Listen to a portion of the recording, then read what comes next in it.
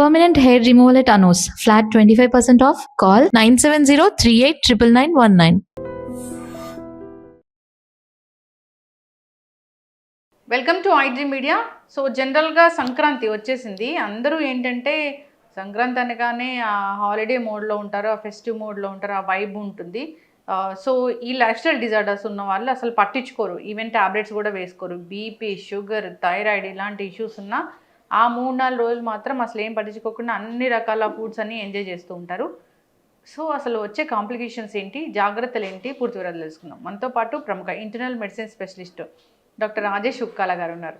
Doctor గారు నమస్తే అండి. నమస్తే డాక్టర్ గారు, జనరల్గా సంక్రాంతి అంటే సంక్రాంతే, పండగ అంటే పండగ, ఎనీ పండగ ఈజ్ పండగ.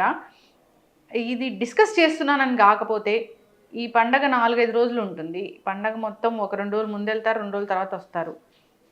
హాలిడే వైబ్ ఉంటుంది, హాలిడే మూడ్ ఉంటుంది కాబట్టి వాళ్ళు ఫుల్గా ఎంజాయ్ చేస్తారు, తింటారు, తాగుతారు, అంతా ఉంటుంది. కాబట్టి జనరల్గా జాగ్రత్తలు అంటే ఏంటి, ఎటువంటి కాంప్లికేషన్స్తో వస్తూ ఉన్న పేషెంట్స్ని మీరు చూస్తూ ఉన్నారు ఇన్నాళ్ళ నుంచి? సో బేసిక్లీ మీరు అన్నట్టు సంక్రాంతి టైంలో చాలా డీవియేషన్ అనేది ఉంటుంది. చాలా విధాలుగా ఈ లైఫ్ స్టైల్ డిజార్డర్స్ని ఎఫెక్ట్ అవ్వడం గమనించాం. ఫస్ట్ మనం సింపుల్ థింగ్స్ తీసుకుంటే, ఎస్పెషలీ మన ఏరియాలో కల్చర్ ఏంటంటే ఎక్కువసేపు మేలుకొని ఉండడం. సో నిద్ర అనేది డిస్టర్బ్ అయిపోతుంది. నెంబర్ 1, లేట్గా లేయడం. సో ఇవన్నిటికి విరుద్ధం అని నేను చెప్తాను. లైఫ్ స్టైల్లో ఇవన్నీ కరెక్ట్ కాదు అని. కానీ ఇది 1-2 రోజులు కాదు, కానీ ఈ 10 రోజులు ఎలాగ జరుగుతుంది.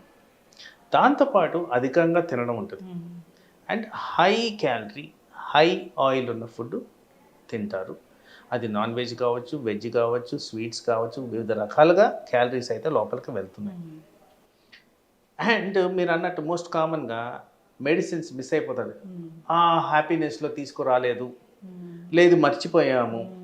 సో ఇదంతా డిజాస్టర్కి దారి తీయడం తప్ప ఇంకేం లేదు. అడిషనల్గా వ్యసనాలు. సో మనం ఆల్కహాల్ అనుకున్నాం, ఈ మధ్యకాలంలో డ్రగ్స్ గురించి మాట్లాడుతున్నారు.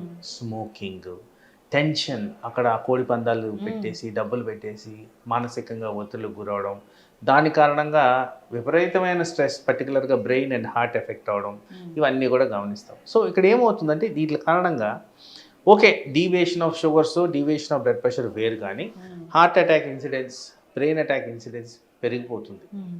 డెఫినెట్గా హయ్యర్ స్ట్రెస్లో ఉన్నప్పుడు ఇలాంటి పరిణామాలు దారి తీయడం కరెక్ట్గా చూస్తున్నాం. కాబట్టి ఆ ఎఫెక్ట్స్ ప్రజల్లో కనబడుతున్నాయి. ఒక బీపీ పేషెంట్ ఉన్నారు, బీపీ మందులు వాడుకోవాలా వద్దా? అంటే ఆల్కహాల్ తీసుకుంటారు, బీపీ మందులు వాడుకోవాలా వద్దా?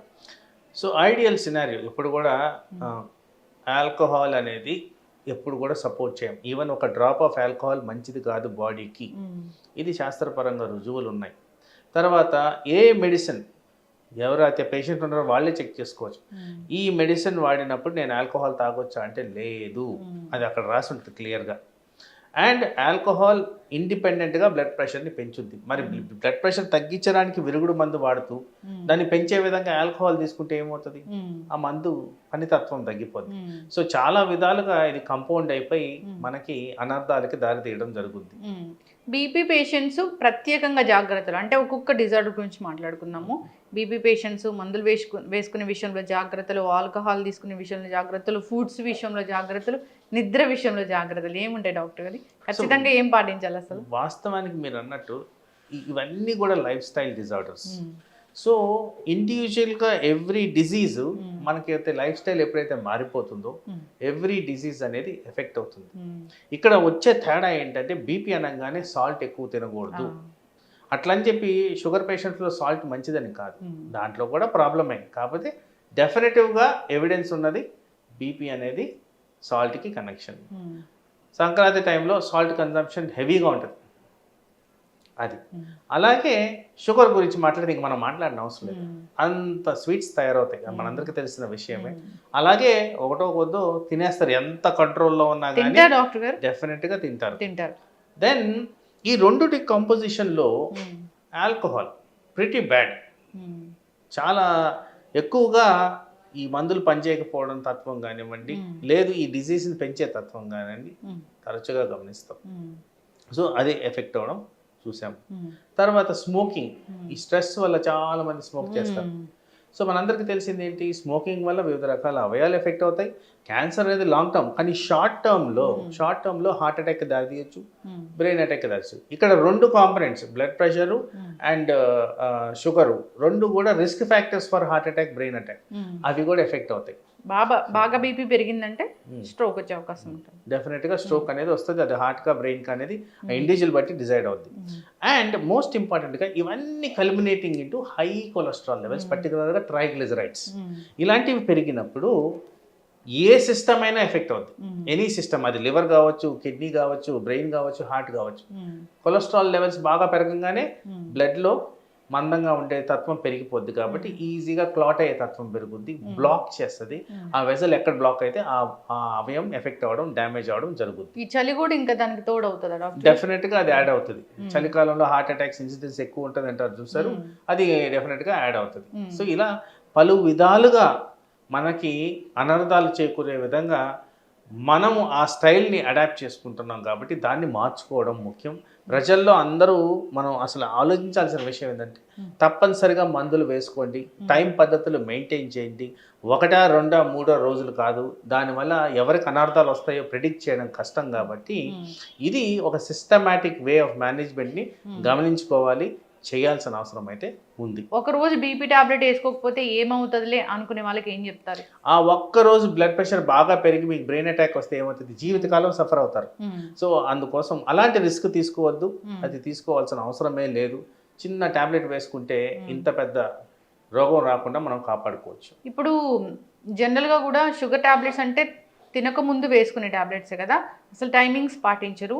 షుగర్ టాబ్లెట్స్ వేసుకునే విషయంలో జాగ్రత్తలు ఏం తీసుకోవాలి? ఒకవేళ తిని వేసుకున్న ఏం ప్రాబ్లం లేదా డాక్టర్ గారు? గుడ్డిలో మెల్ల అంటారు. సో టాబ్లెట్ అనేది వేసుకోవడం ఎప్పుడైనా అది కరెక్ట్, కాకపోతే పద్ధతి ప్రకారం వేసుకున్న దానివల్ల మనకు అడ్వాంటేజెస్ ఎక్కువగా ఉంటాయి, కాబట్టి ఆ విధంగా వేసుకోవడం మోర్ ఇంపార్టెంట్. బట్ ఒకవేళ మిస్ అయింది కదా అని పక్క రోజు కోసం వెయిట్ చేయకండి, ఇమీడియట్గా గుర్తు రాగానే వేసేసుకోండి టాబ్లెట్. కాస్త కూస్త ఎఫెక్ట్ అయితే మనకి రీచ్ అవుతుంది. థైరాయిడ్ కోసం, థైరాయిడ్ డిజీజ్ అనేది చాలా స్లో యాక్టింగ్ డిజీజ్. సో దానివల్ల ఎక్కువగా ప్రాబ్లం రాకపోవచ్చు, పర్టికులర్గా సంక్రాంతి గురించి మాట్లాడుతున్నాం కాబట్టి. కానీ అలా అని చెప్పి దాని మీద కాన్సన్ట్రేషన్ తగ్గదు. రెగ్యులర్గా వేసుకోండి, ఎంటీ స్టమక్ మీద వేసుకోండి. అది మామూలుగా ఐడియల్గా మార్నింగ్ 6 o'clock వేసుకోమని చెప్తాము, 1 గంట గ్యాప్ ఇవ్వండి. ఆ విధంగా వేసుకున్నందుకు మనకి ఇష్యూస్ ఏమి పెద్దగా ఉండవు. కొంతమంది ఏమైనా ఒకవేళ సిమ్టమ్స్ కనిపించినా పట్టించుకోకుండా ఉంటారు. ఏ సిమ్టమ్స్ కనిపిస్తే వెంటనే డాక్టర్ దగ్గరికి వెళ్ళాల్సి ఉంటుంది?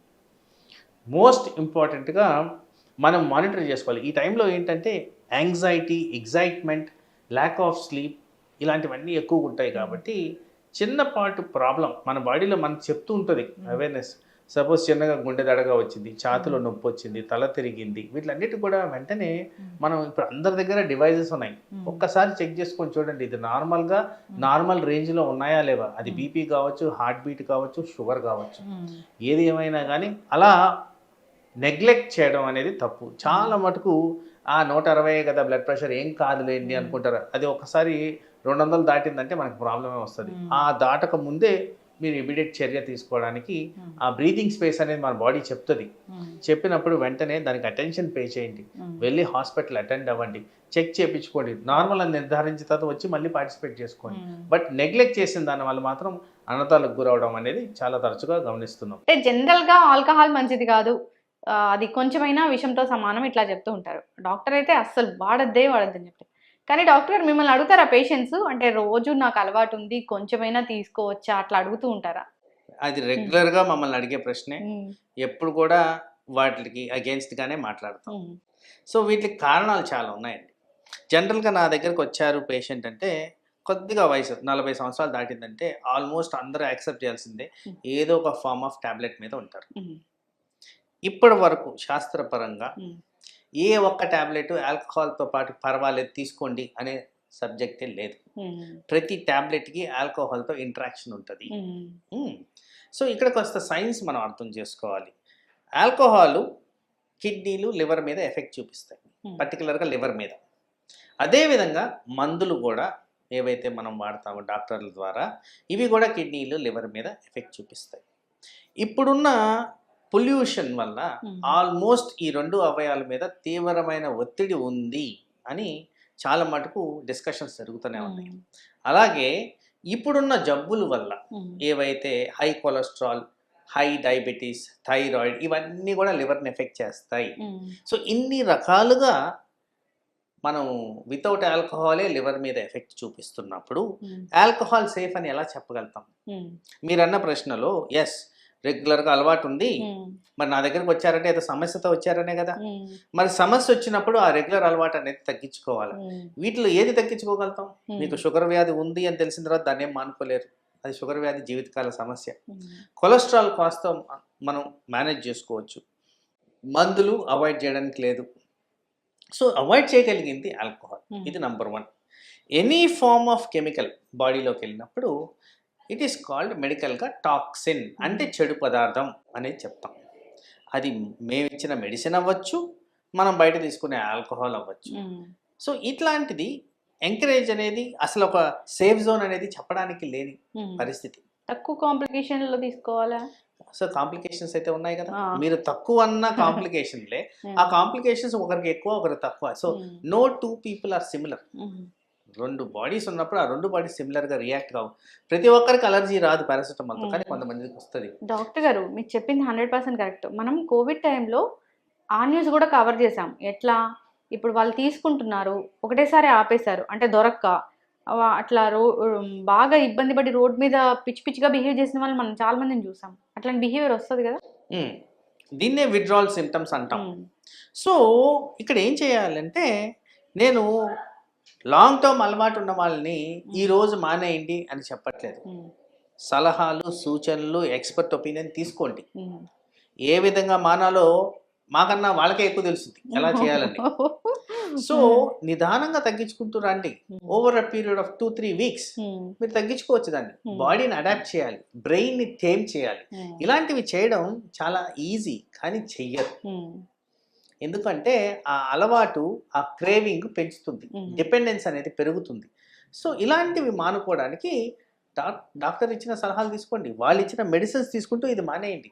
ఎస్, దానికి మీన్స్ అనేవి ఉన్నాయి. మీరు చెప్పిన కోవిడ్ సిచ్యువేషన్ వేరు, ఇప్పుడు రెడీలీ అవైలబుల్ సర్వీసెస్ ఎవ్రీథింగ్ ఏవైతే అవి మానుకునే విధంగా ఉన్నాయో అవన్నీ కూడా ఇప్పుడు మనకు అవైలబుల్. సో అది చేయడం ముఖ్యం. ఓవరాల్గా చేసుకుంటే even a single drop of alcohol మన బాడీకి హానికరమే. సో అలాంటప్పుడు దాన్ని ఎంత త్వరగా అవాయిడ్ చేస్తే అంత మంచిది. ఇప్పుడు ఏదో అంటే రీసెంట్గా నేను ఒక వీడియో కూడా చూశాను, ఇంత క్వాంటిటీ ఆఫ్ ml సేఫ్ కొద్దిగా తీసుకోవచ్చు అట్లాగా. అవునా డాక్టర్? సేఫ్ అనేది ఇట్స్ ఎ రిలేటివ్ సేఫ్నెస్. ఇప్పుడు మనకి గవర్నమెంట్ ద్వారా డ్రింక్ అండ్ డ్రైవ్లో ఇంతకన్నా తక్కువ ఉంటే ఎగ్జామ్టెడ్ అంటున్నారు చూసారు. అది బ్రెయిన్ టాక్సిటీ లేకుండా అటెంటివ్నెస్ ప్రాపర్గా ఉండేదానికి ఆ మార్క్ అనేది క్రియేట్ అయింది. బట్ బాడీలో డ్యామేజ్ జరుగుతుందా లేదా అంటే డెఫినెట్గా డ్యామేజ్ అయితే జరుగుద్ది. తర్వాత ఆ డ్యామేజ్ అనేది ఈ రోజు కనపడకపోవచ్చు, over a period of time డెఫినెట్గా అది షో అవుతుంది. వీళ్ళకున్న associated conditions, blood pressure, cholesterol, వీళ్ళకి సంబంధించి ఏమో మందులు వాడుతూనే ఉంటారు. నేను చెప్పిన 40 సంవత్సరాలు పైబడిన వాళ్ళు ఆల్మోస్ట్ మీరు 80% ఆఫ్ పాపులేషన్లో ఏదో ఒక విధమైన టాబ్లెట్ అనేది ఉంటుంది. మరి ఆ టాబ్లెట్ మూలాన కూడా దీనికి ఇంటరాక్షన్ ఉందా? ఆ టాబ్లెట్ పనిచేసే విధానంలో ప్రాబ్లం వస్తుందా? డాక్టర్ గారు ఆ టాబ్లెట్ ఇప్పుడు ఈవినింగ్ టాబ్లెట్ వేస్తారు అనుకోండి, ఇప్పుడు వాళ్ళు జనరల్గా ఈ ఆల్కహాల్ అనేది ఈవినింగ్ కదా తీసుకునేది, మార్నింగ్ టాబ్లెట్ వేసుకొని ఈవినింగ్ ఆల్కహాల్ తీసుకోవచ్చా? మీరు ఎటు చూసినా కానీ 12 hours గ్యాప్. ఓ 12 hours. మీరు రాత్రి ఆల్కహాల్ తీసుకుంటున్నారంటే వీళ్ళు 11-12 దాకా అయితే అది ఉండే మాటే. సో ఇప్పటి నుంచి నెక్స్ట్ డే 11-12 వరకు వీళ్ళు ఆ మందు అనేది వేసుకోకూడదు. మరి ఆ లోపల 8 గంటలకు వేయాలి కదా. అవును. సో ఆ మందు పనిచేసే తత్వం తగ్గిపోతుంది కదా. దాని కారణంగా మేము ఆ మందుని పెంచాలనో మార్చాలనో ఏదో జరుగుతుంది. దాని కారణంగా బాడీలో టాక్సిటీ లెవెల్స్ పెరుగుతున్నాయి కదా. సో డెఫినెట్గా ఇంట్రాక్షన్ అనేది ఎక్కువ ఉంది. ఆ ఇంట్రాక్షన్ కారణంగా రిస్క్ అనేది ఉంటుంది. రిలేటివ్లీ లో రిస్క్ అయినా కానీ దట్ ఈస్ ఎ రిస్క్. ఆ రిస్క్ను అవాయిడ్ చేయండి అని చెప్తున్నాను. మొత్తానికైతే ఇది తీసుకోవద్దు. రెడ్ వైన్ ఒకటి మంచిది అంటున్నారు కదా డాక్టర్ గారు, కొలెస్ట్రాల్ తగ్గిస్తుంది, చాలా యంగ్ లుక్ వస్తుంది అట్లా. సో ఇది పాతకాలం అన్నమాట. రెడ్ వైన్ అండ్ బ్రాండీ ఇవన్నీ హెల్త్కి మంచివి అనేది ఆ కాన్సెప్ట్ అప్పుడు ఉండేది. ఇప్పుడున్నవి ఇదంతా ప్రాసెస్డ్ కెమికల్స్. అప్పుడు రెడ్ వైన్ అంటే గ్రేప్స్లోంచే నిజంగా ఎక్స్ట్రాక్ట్ చేసి దాన్ని ప్రాపర్గా ఫర్మెంట్ చేసి న్యాచురలీ అవైలబుల్ రిసోర్సెస్తో తయారు చేసేవాళ్ళు. కాబట్టి ఇప్పుడు ఎట్లయితే పెరుగు గురించి మనం మాట్లాడుకుంటున్నామో స్వచ్ఛమైన పెరుగు మనకు దొరకట్లేదు, ఆల్ ప్యాక్డ్ పెరుగు.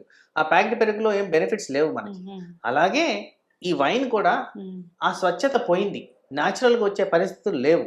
అందుకోసం దాంట్లో నుంచి వచ్చే ఏ టాక్సిన్ అయినా పర్టికులర్గా ఆల్కహాల్కి సంబంధించి దీన్ని కెమికలైజ్ చేసే రెడ్ వైన్ తయారు చేస్తున్నారు. కాబట్టి ఆ కెమికల్స్ వల్ల మనకి హాని కలుగుతుంది. కాబట్టి ఆ ఆల్కహాల్ ఈస్ నాట్ సేఫ్. ఏది సేఫ్ కదా అసలు. ఆ సైడ్ నుంచి ఆ టాక్సిక్ కెమికల్స్ అయితే not good for health. Doctor గారు ఇంకోటి వింటాం ఏంటంటే బీరు మంచిది, చలవ చేస్తుంది, బార్లీ నీళ్ళేగా అని తీసుకుంటూ ఉంటారు, దానివల్ల కిడ్నీలో స్టోన్స్ కూడా పోతాయి అంటారు. సో మీరు అడిగిన ఆ హెల్త్ బెనిఫిట్ ఏదైతే కిడ్నీ స్టోన్ వెళ్తుంది అని ఒక హైలైట్ మీద బీర్ తాగమనేది, వాటర్ తాగినా కానీ ఇంప్రూవ్ అవుతుంది. బార్లీ వాటర్ మనం బాయిల్ చేసుకొని తాగినా ఇంప్రూవ్ అవుతుంది. బీరే అవసరం లేదు కిడ్నీ స్టోన్ క్లియర్ చేయడానికి. తర్వాత ఈ మధ్య కాలంలో ఈవెన్ చిన్న పిల్లల దగ్గర నుంచి ఊబకాయం అనేది పెరుగుతూ వస్తున్నది. బియర్ ద్వారా వచ్చే ఏవైతే క్యాలరీస్ ఉంటాయో వీటిని ఎంటీ క్యాలరీస్ అంటాం. ఎంటీ క్యాలరీస్ అంటే బాడీలో ఏ పనికిరానివి. సో ఇవి బాడీలో వెళ్ళి డిపాజిట్ అయినప్పుడు ఫ్యాట్గా కన్వర్ట్ అవడం తప్ప వేరే రోలే లేదు. కాబట్టి అది ఊబకాయానికి దారి తీస్తుంది. కాబట్టి ఊబకాయం కారణంగా నేను మాట్లాడే రెగ్యులర్ డిజీజ్ అన్ని రిస్క్. కాబట్టి పర్టికులర్గా చిన్నపిల్లల్లో అయితే ఊబకాయం మంచిది కాదు, వాళ్ళు ఫ్యూచర్లో డయాబెటీస్ వచ్చేదానికి సూచన అంటున్నారు. కాబట్టి అలాంటి తత్వం ఉన్న సబ్స్టెన్సెస్ తీసుకోవడం కూడా తప్పే.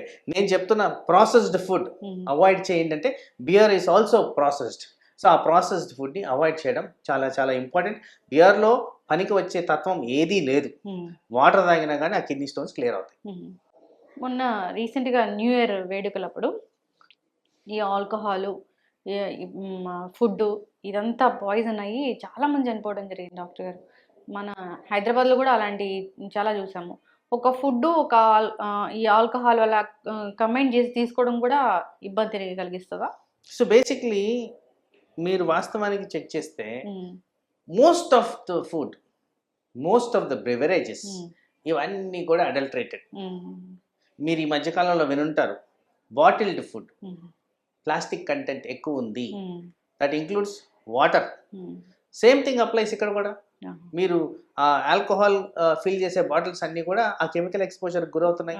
దానిలోంచి చాలా అమౌంట్ ఆఫ్ ప్లాస్టిక్ రిలీజ్ అవుతుంది, అదర్ కెమికల్స్ రిలీజ్ అవుతున్నాయి. మరి ఫుడ్లో కూడా ఇదే టైప్ ఆఫ్ అడల్టరేషన్ ఉంది. మరి ఇవన్నీ కాంబినేషన్లో మనం అధికంగా తీసుకుంటే బాడీ ఎలా తట్టుకుంటుంది?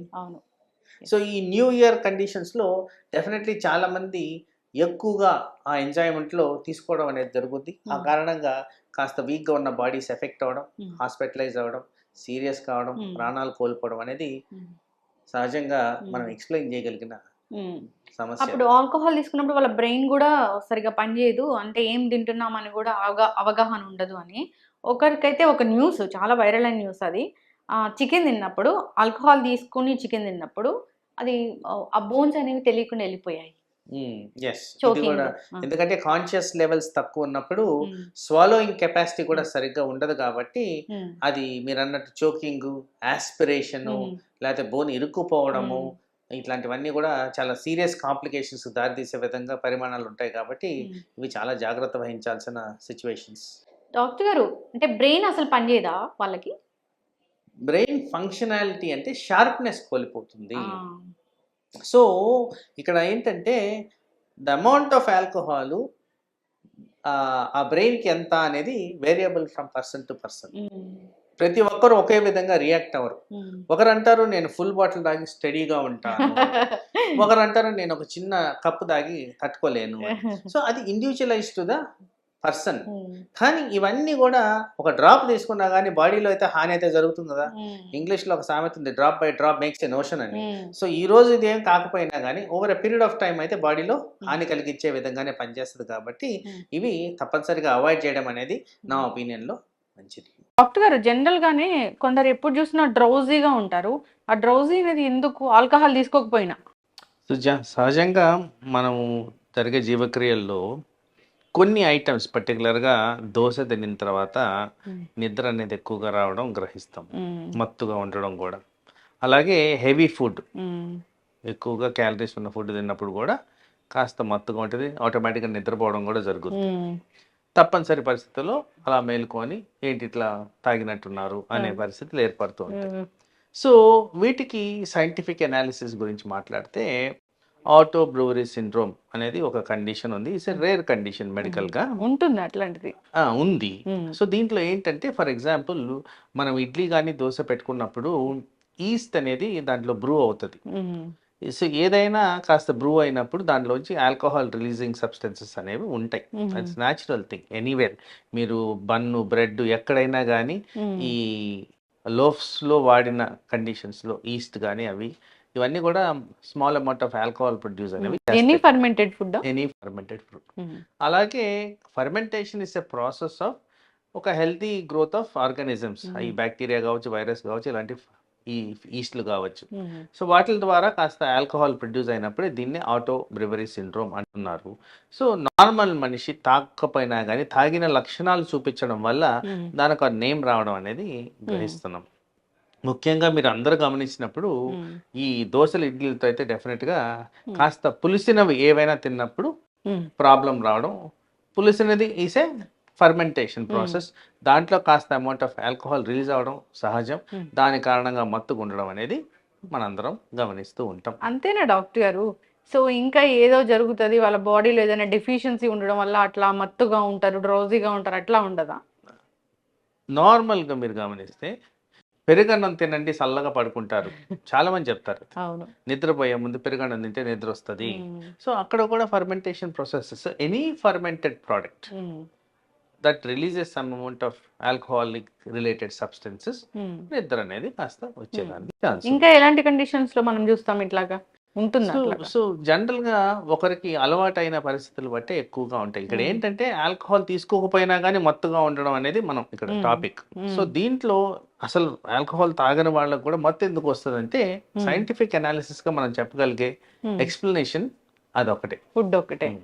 సో, డాక్టర్ గారు కొందరు జనరల్‌గానే ఇదంతా పక్కన పెడితే ఆహ్, కూర్చొని నిలబడిన వెంటనే వాళ్ళిదేదో ఇలా వాళ్ళని ఎవరో తోసినట్టు. తోస్తున్నట్లు అట్లా వాళ్ళు స్టేబుల్‌గా ఉండలేరు.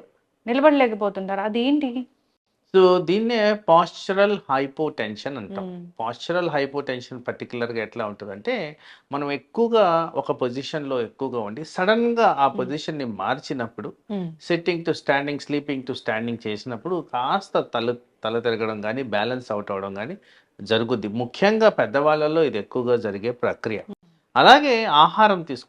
ఆహారం తీసుకున్నప్పుడు జనరల్‌గా బ్లడ్ సరఫరా మొత్తం గూడా స్టమక్ ఏరియాకి డైవర్ట్ అవుతది. హ్మ్. అలాంటి టైంలో బ్రెయిన్‌కి సడెన్‌గా సప్లై రాదు గాబట్టి, ఆ టైంలో ఇలాంటి పాస్చరల్ చేంజెస్ తీసుకొచ్చినప్పుడు కళ్ళు తిరిగేదానికి హ్మ్. ఆస్కారం అనేది ఉంటది. హ్మ్. ఈ కళ్ళు తిరగడము అది ఎప్పుడు మనం డాక్టర్ దగ్గరికి వెళ్ళాల్సిన కండిషన్ అవుతది?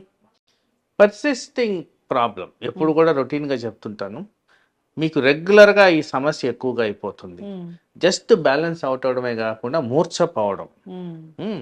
మీ డే టు డే యాక్టివిటీస్‌కి హ్మ్. అడ్డు రావడం. ఇలాంటి స్మాల్ చేంజెస్ కూడా రెగ్యులర్‌గా జరుగుతూ హ్మ్. మీరు చేయాల్సిన ప్రక్రియలు చేయలేకపోవడం, డైలీ యాక్టివిటీస్ చేయలేకపోవడం. హ్మ్. ఇట్లాంటి పరిస్థితుల్లో డెఫినిట్‌గా మీరు హ్మ్. ఎక్స్‌పర్ట్‌ని సంప్రదించి హ్మ్. ఏ కారణంగా ఇది వస్తుంది అనేది హ్మ్. ఇన్వెస్టిగేట్ చేయాల్సిన అవసరం అయితే తప్పనిసరిగా ఉంటుంది. జనరల్‌గా కూడా ఏదైనా లక్షణం కనిపించిన వెంటనే జనరల్ మెడిసిన్ దగ్గరికి వెళ్ళాలా?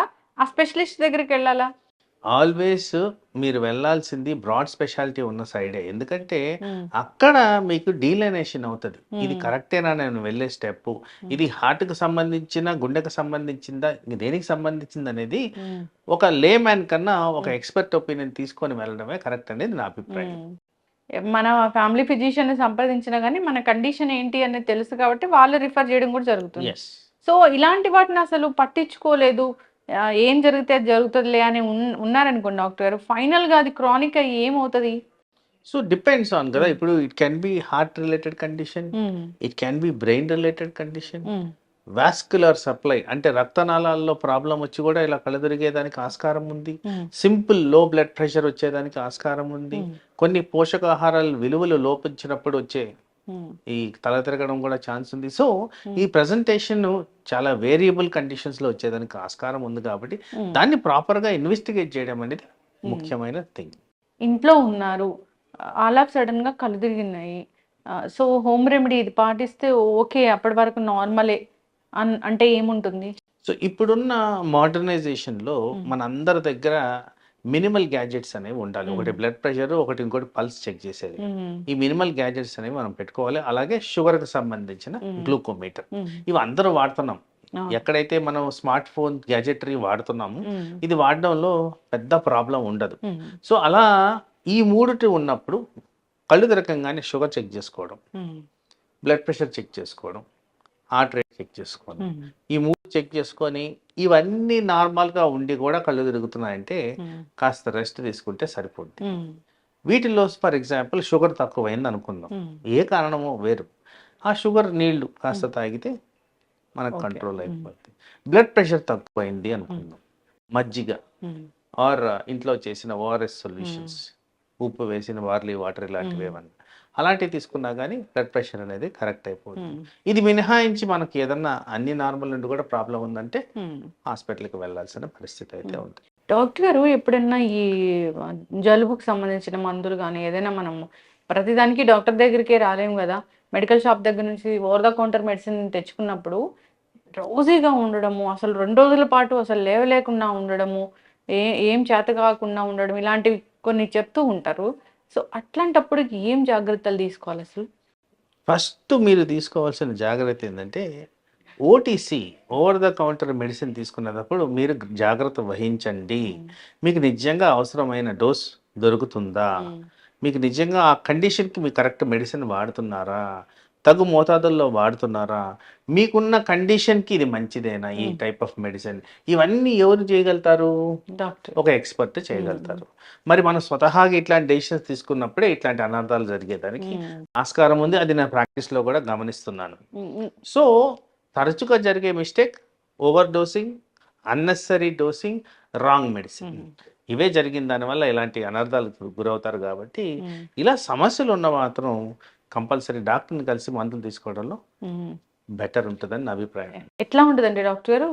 డ్రై కాఫ్ ఒక మందు, జలుబు ఒక మందు, జ్వరం ఒక మందు, ఈ 3 కలిపి కూడా వేసుకుంటూ ఉంటారు అసలు. కరెక్ట్. సో ఇలాంటి మిశ్రమం మిక్స్ ఉన్న వాటినే ఈ మధ్యకాలంలో బ్యాన్ చేశారని కూడా మనకు వచ్చింది. సో ఈ రిస్ట్రిక్టెడ్ ఐటమ్స్ని అనవసరంగా వాడకపోవడం అనేది ఇంపార్టెంట్. తర్వాత ఒకవేళ డ్రై కాఫే ఉందనుకుందాము, హోమ్ రెమెడీస్ చాలా ఉన్నాయి. పాలు, పసుపు, మిరియాలు వాడి చాలా మంది తయారు చేస్తుంటారు. ఫస్ట్ అలాంటివి ట్రై చేయండి. డైరెక్ట్ మెడిసిన్ తీసుకోవడం, కషాయం మంచిదే బాడీకి, అలాంటివి ట్రై చేయండి.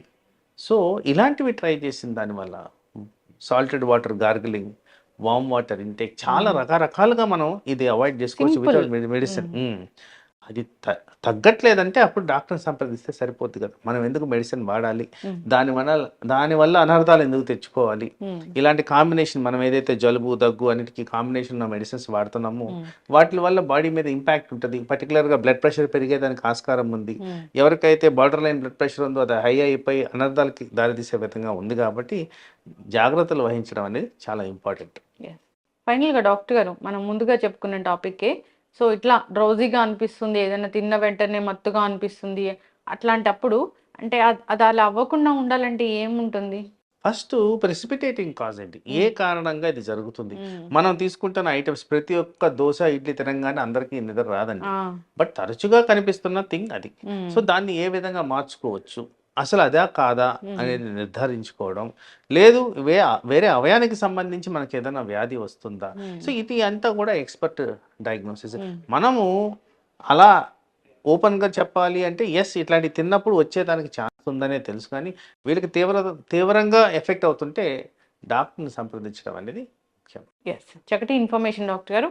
ఏదేమైనా ఏ కండిషన్ అయినా సరే కొంచెం అబ్నార్మల్గా ఉంది, మనకి ఏ సిమ్టమ్ అయినా అన్నప్పుడు డాక్టర్ దగ్గరికి వెళ్తే మంచిది. అది ఏంటి అనేది వాళ్ళే తెలుసుకుంటారు, సరైన ట్రీట్మెంట్ అనేది లభిస్తుంది. చాలా చక్కటి ఇన్ఫర్మేషన్ డాక్టర్ గారు, ఫాలో అవ్వాలని కోరుకుందాం. ధన్యవాదాలు. నమస్తే.